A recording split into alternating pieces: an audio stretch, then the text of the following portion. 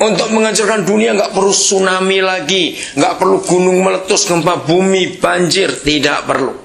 Setan sudah pegang kartu mati untuk menghancurkan dunia. Rusak satu pribadi saja. Silakan dibaca.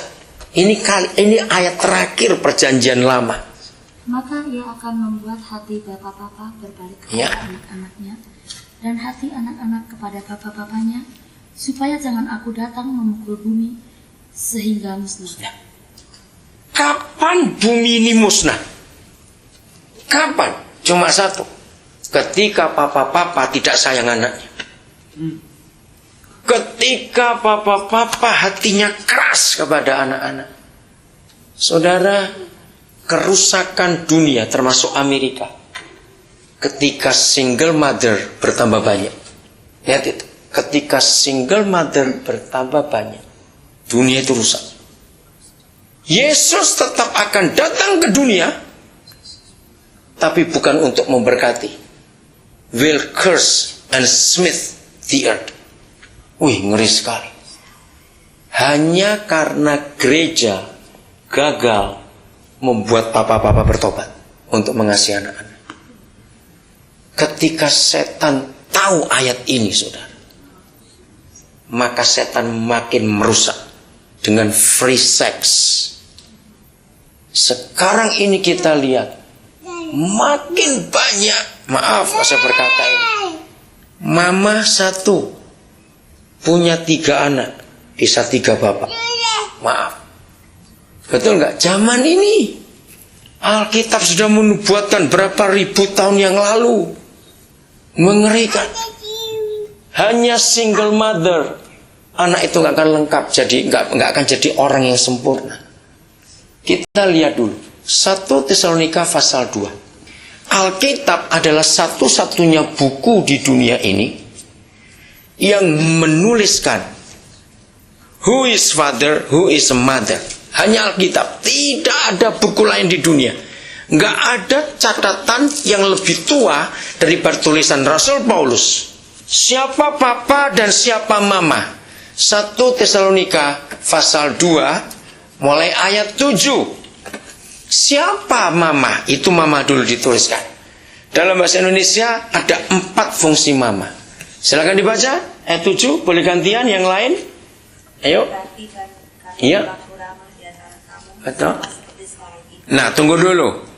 Tetapi kami berlaku ramah, gentle di antara kamu, sama seperti seorang ibu. Jadi ibu yang pertama ramah. Lanjutkan. Mengasuh nomor 2 dan merawati anaknya. Ayat 8. Demikianlah kami dalam kasih sayang besar. Akan kamu bukan saja rela membagi Allah dengan kami, tetapi juga hidup kami sendiri dengan kamu. Ya. Karena kamu telah kami kasih. Ya, ayat 8 itu jelas sekali. Mama itu melahirkan anak, itu taruhan nyawa. Betul tidak? Kami sebagai mama buat gereja tidak hanya membagi Injil, nggak cuma khotbah, tapi bagi hidup kami. Mama itu bagi hidup untuk anaknya. Ada 4 fungsi mama. 1 ramah, 2 mengasuh, 3 merawat, 4 menyayangi. Maka itu kenapa anak tidak pernah bisa sakit hati pada mamanya. Karena anak tahu betapa jerih payahnya mama. Maka itu anak nggak pernah bisa dendam pada mama. Tapi kenapa pada papa anak bisa dendam? Karena di mata anak, mama itu boleh salah, tapi papa tidak boleh. Buat anak-anak, papa itu jagoan, pahlawannya. Papa itu idolanya.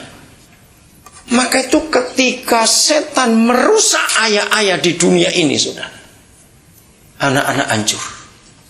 Ayat yang ke-10 itu papa. Yang lain boleh baca gantian. Kamu adalah saksi. Ya. Demikian juga Allah. Betapa saleh. 1 saleh. Terus adil dan tak bercacat. 3. Terus. Kami berlaku di antara. Ya, ayat 11. Percaya. Kamu tahu betapa kami seperti Bapa. Seperti Bapa. Ya, yang keempat. Terus. Telah menasihati kamu dan menguatkan hatimu. Ayat 12. Ya. Dan meminta dengan sangat. Meminta dengan sangat. Terus. Kamu hidup sesuai dengan kehendak Allah yang memanggil kamu ke dalam kerajaan dan kemuliaannya. Saudara, Papa punya 6 fungsi. 1, saleh. Saleh itu godly, hidup takut akan Tuhan. 2, adil.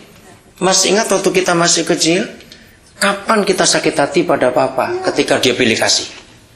Betul nggak? Ketika Papa tidak adil, kita sakit sekali. Ayat yang ke-10. Coba bacakan. He witnesses and God also how holy and justly. Oke. Adil. Yang ketiga, tak bercacat. Artinya Papa nggak boleh salah. Kapan kita sakit hati yang paling dalam pada Papa? 1, ketika Papa nyakiti Mama. Coba renungkan itu, iya atau tidak? Ketika kita lihat Papa jalan dengan perempuan lain, itu anak sakit hati betul. Itu Papa tidak adil dan Papa cacat di mata anak. Lagi sekali, hanya Alkitab yang menulis ini, saudara. Bukan yang lain. Maka itu para suami, mari kita jaga hidup kita dan pernikahan kita. Karena ada sekian orang yang di bawah kita akan lihat hidup kita. Nomor 4. Papa itu menasehati. Dalam hidup Mama tidak ada nasihat. Mama tadi cuma ramah, mengasuh, menyayangi, ramah, mengasuh, merawat, dan menyayangi. Nasihat, advice itu hanya ada pada Papa. Mari kita buktikan. Semua anak untuk nasihat lebih senang cari Mama atau cari papanya? Enggak, secara umum masih kecil. Mama. Mengapa anak-anak sejak kecil tahu kalau minta nasihat jangan ke Papa, mesti ke Mama? Anak-anak itu ngerti betul. Mama itu gampang, apa-apa pasti boleh. Karena Mama yang susah mengandung dan melahirkan. Maka itu Mama sulit, tegas pada anak. Nah, padahal nasihat itu penting untuk hidup seorang manusia. Saudara, seekor anak burung nggak usah dinasihati, kamu terbang ya jangan jalan. Benar nggak? Seekor anak ikan nggak usah diberitahu kamu berenang jangan terbang. Anjing nggak perlu diajari, hei gonggong jangan ngomong kamu. Ngerti nggak? Semua anak binatang itu nggak usah diajari, mereka otomatis. Tapi anak orang nggak bisa, harus ada penasehat dalam hidup. Penasehat itu jalur, garis hidup. Berarti kalau anak nggak punya papa, dia pasti liar. Nggak ada jalur hidupnya. Siapa nasihati dia? Nggak tahu apa itu adil, apa itu apa itu hidup takut Tuhan. Tidak pernah tahu. Saudara, ini yang kita perlu perhatikan. Lalu yang keempat setelah nasihat, apa? Menguatkan. Maaf, yang kelima. Karena 3 yang pertama tadi adil, saleh, adil, tak bercacat, menasihati. Yang kelima, menguatkan hati.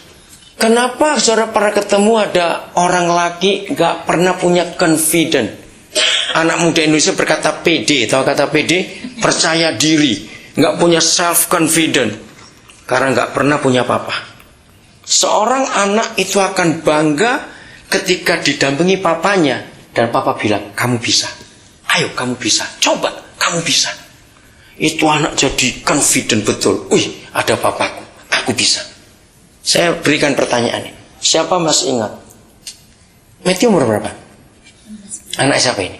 Anak saya. Oke, rambutnya masih dicukur. Saya memberitahu ada roh di rambut panjang itu. Saya nggak ngerti. Maaf ya Bu, saya cuma ngomong apa adanya. Anak laki rambut panjang, apalagi dikuncir yang panjang belakang, itu nakalnya luar biasa. Susah diatur, maaf. Ini ada rohnya. Iya. Nah, itu masih dicukur. Dan kalau nyukur waktu masih tidur, waktu bangun nggak mau, dia akan berontak. Aneh sekali. Saya perhatikan. Itu yang ekor tikus di belakang itu. Yang pakai rambut di belakang. Nggak tahu di anaknya bangsa apa saja kami keliling. Pasti begitu. Kasihan anak itu, dia nggak tahu. Orang tuanya saya mau model-model. Maafkan papa mama ya Matthew ya. Oke. Kamu cowok, kamu bukan cewek ya, harus dicukur nanti ya. Pintar. Saudara, Kalau kita